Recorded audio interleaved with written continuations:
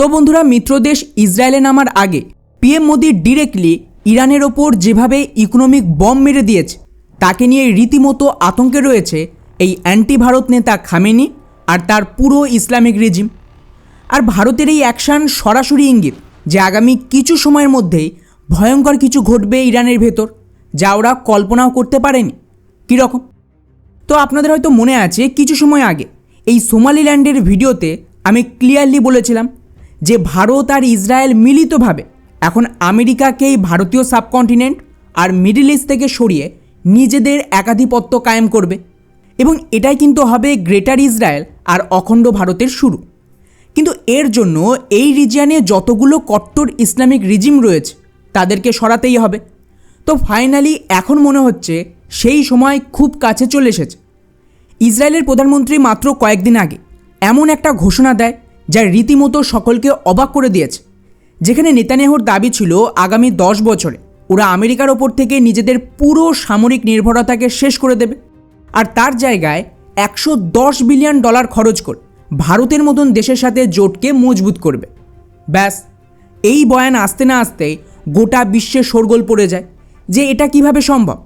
আমরা সকলেই জানি আমেরিকা ইসরায়েলের ব্যাকবোন, আর যদি ইরান বা যে কোনো দেশ ইসরায়েলে অ্যাটাক করে সেখানে কিন্তু ভারত আসবে না, কেবলমাত্র আমেরিকার সেনায় ছুটে আসবে ইসরায়েলকে বাঁচাতে, এবং ইসরায়েলের পুরো ডিফেন্সকে আমেরিকাই তো ফান্ডিং করে। সেখানে দাঁড়িয়ে ইসরায়েলের পিএম এইভাবে ওপেনলি 10 বছরের ডেডলাইন দিয়ে দিল, যে এর মধ্যেই আমরা আমেরিকার ওপর সমস্ত নির্ভরতা কমিয়ে তার জায়গায় ভারতের সাথে সামরিক জোট মজবুত করব। এটা কিভাবে সম্ভব?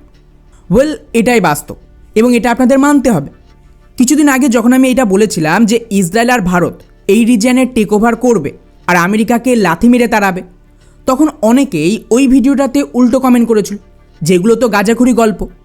কিন্তু আজ যখন ইসরায়েলের পিএমের বয়ান এলো, আশা করি বিষয়টা কিছুটা ক্লিয়ার হলো যে এটা এক প্রকার নিশ্চিত যে আমেরিকার বদলে ভারত আর ইসরায়েলের জোট তৈরি হবে এবং এই দুই দেশ সামরিকভাবে কাঁধে কাঁধ মিলিয়ে চলবে। আর ভারত ইসরায়েলের জোটের মানেই হলো ভারত আর ডিপ স্টেটের জোট। কেননা যেটা আমি আগেও বলেছি, ডিপ স্টেটের একটা অংশ ইসরায়েলের সাথে জুড়ে রয়েছে, কারণ ওদের একটা বড় অংশ ইহুদি পরিবারদের।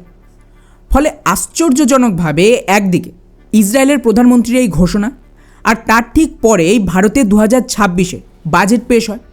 আর আপনারা জানলে অবাক হবেন, এই বাজেটে প্রথমবার ভারত সরকার ইরানে আমাদের যে চাহাবাহার পোর্ট তার জন্য একটা টাকাও বরাদ্দ করেন।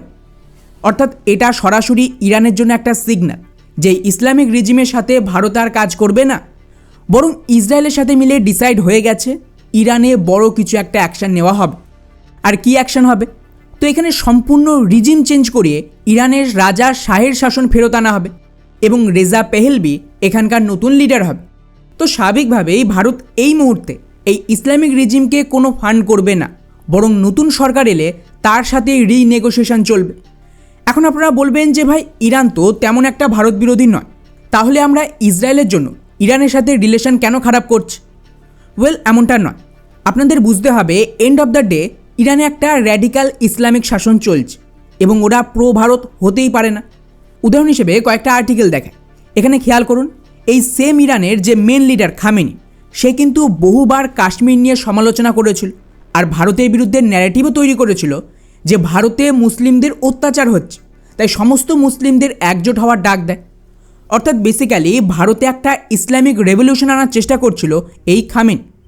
এমনকি 2019 সাল থেকে খামেনি তো কাশ্মীরের শিয়া মুসলিমদের ইনফ্লুয়েন্স করার চেষ্টা করছিল, যার জন্য আপনাদের হয়তো মনে আছে কয়েকদিন আগেই যখন খামেনির বিরুদ্ধে ইরানে এই ভয়ঙ্কর প্রদর্শন চলছিল, তখন কিন্তু কাশ্মীর আর লাদাখে শিয়া মুসলিমদের একটা বড় অংশ পাল্টা ভারতে প্রদর্শন করছিল, আর ভারত সরকারের কাছে ডিমান্ড করছিল যাতে ভারত ইরানকে সাপোর্ট দেয়।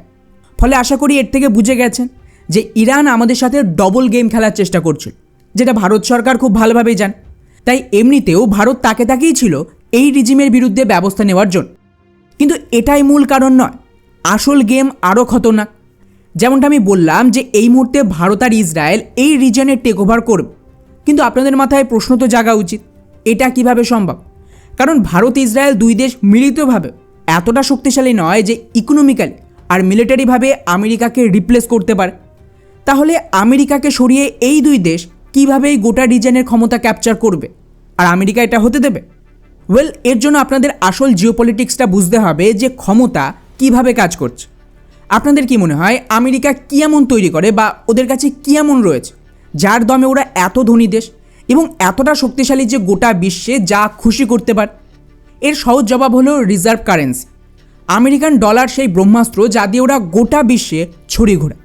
কিন্তু মুশকিল হলো ওরা এই ডলারকে প্রয়োজনের অতিরিক্ত ব্যবহার করে ফেলেছে, যার দরুন এটা এখন আমেরিকার সবচেয়ে বড় দুর্বলতা হয়ে পড়েছে।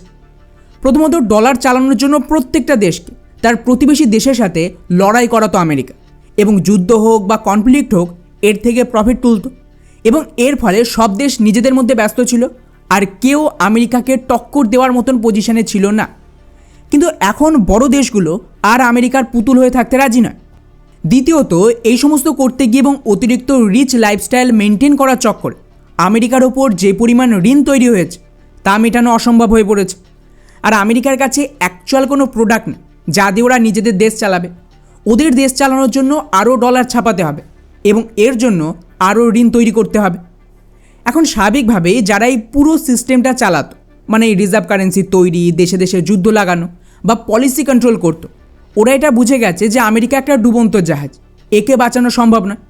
তো এই লোকগুলো বা আমি বলবো পরিবারগুলো, যাদেরকে ডিপ স্টেট বলা হয়, কেউ জিউস লবিও বলে, মানে যাই বলুন না কেন, এরা আমেরিকার মাধ্যমে যা লুট করার করে নিয়েছে, সম্পত্তি বানিয়ে নিয়েছে। এখন এরা আমেরিকাকে ফেলে পালাবে এশিয়ার অন্যান্য দেশ।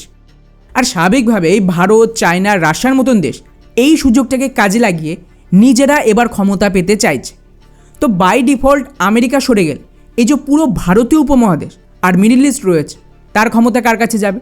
ডেফিনেটলি একমাত্র ভারত। আর এই ডিপ স্টেটের সেন্টার পয়েন্টকে ইসরায়েল। কারণ যেমনটা আমি শুরুতেই বললাম যে এই ডিপ স্টেটের একটা অংশ ইহুদিরা রয়েছে, তাই ওরাও এই রিজনে পলিসি কন্ট্রোল করতে গুরুত্বপূর্ণ ভূমিকা রাখবে। আর তাই এই পুরো নতুন বিশ্ব বা মাল্টিপোলার বিশ্ব তৈরির জন্য জরুরি হলো আমেরিকার তৈরি করা সমস্ত ইসলামিক রিজিমকে শেষ করা, যাদেরকে এত বছর টিকিয়ে রাখা হয়েছিল যাতে ওরা আতঙ্কবাদ ছড়ায় এবং অন্যান্য দেশের সাথে যুদ্ধ লেগেই থাকে। ইরান তার মধ্যে একটা। এই জন্যই আমেরিকা যেভাবে যেভাবে দুর্বল হবে তার আগেই এখানকার সমস্ত ইসলামিক রিজিমের পতন করাতেই হবে। তো স্বাভাবিকভাবেই ইসরায়েল আর ভারতের পক্ষে সবটা করা সম্ভব নয়, তাই আমেরিকা নিজে যা তৈরি করেছিল সেটা নিজেকেই ধ্বংস করে ক্ষমতা হস্তান্তর করবে। এই জন্যই এখন ইরানের ওপর নজর পড়েছে। ইরানে ওরা ফোর্সফুলি হোক বা ভেতরে প্রদর্শন করিয়ে রিজিম চেঞ্জ করে ইসরায়েলের লোক বসাবে, আর ভারত তাতে পুরো সমর্থন দেবে বাইরে থেকে। এবং বলতে পারেন যে ইরানের এই ইসলামিক রিজিমের জন্য একটা লাইফ সেভার ছিল আমাদের এই চাহাবার পোর্ট। যতদিন ভারত ছিল ইসরায়েল এখানে কোনো অ্যাকশান নিত না, কিন্তু ইরান এই সুবিধাটা ভোগ না করে উল্টে ভারতের পেছনে কাঠি করতে গিয়েছিল, তাই ভারত এখান থেকে সরে আসছে। আর পরবর্তীতে যে সরকার আসবে তারা প্রো ইসরায়েল হলে ভারত তার থেকে ফায়দা পেয়েই যাবে। এই জন্যই এই মুহূর্তে ইসরায়েলের প্রধানমন্ত্রী ডিরেক্টলি বয়ান দিল যে আমরা আমেরিকার ওপর থেকে পুরো সামরিক নির্ভরতা কমিয়ে ভারতের সাথে জোট করব। এটা ভারত সরকারকে ডিপ স্টেটের বেসিক্যালি একটা সিগন্যাল ছিল বলতে পারে যে আমরা তৈরি এখানে আমেরিকার তৈরি কেওয়াসকে সরানোর জন্য। তাই এই ঘোষণার পরেই একদিকে ভারত সরকার বাজেটে ইরানের চাহবার পোর্টের টাকা কমিয়ে দেয় এবং তারপরেই ঘোষণা হয় যে পিএম মোদি এ মাসেই ইসরায়েল যাবে। আর এটা কিন্তু 9 বছর পর ভারতীয় প্রধানমন্ত্রীর ভিজিট। তার মানে বুঝতেই পারছেন অলরেডি দুই দেশের মধ্যে যা কিছু হওয়ার সেগুলো মোটামুটি নিশ্চিত, এবং তার জন্যই পিএম মোদি ইসরায়েল যাবে আর ডিল সাইন করবে। এবং মনে করুন কিছুদিন আগেই ইউএই রাষ্ট্রপতিও এমার্জেন্সিতে ভারতে এসে সামরিক চুক্তি করে গেছিল, আশা করি মনে আছে।